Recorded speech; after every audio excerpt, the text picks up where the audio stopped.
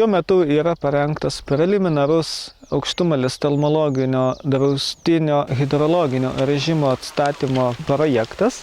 Projekto aptarimui buvo surengta išvyka į pelkę.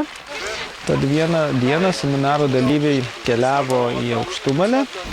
Išvykos į pelkę metu buvo apžiūrėtos jau anksčiau įrengtos užtvaros, aptarta nauji atkūrimo metodai bei naujos numatytos tvenkti vietos, numatytos taip pat kirsti vietos. Tai buvo labai įdomu ir naudinga, kadangi seminaro dalyviai turi ilgametę patirtį šitokiuose darbuose, todėl išklausyti jų pastebėjimų dėl užtvarų tipo, tvenkimo būdo buvo labai naudinga.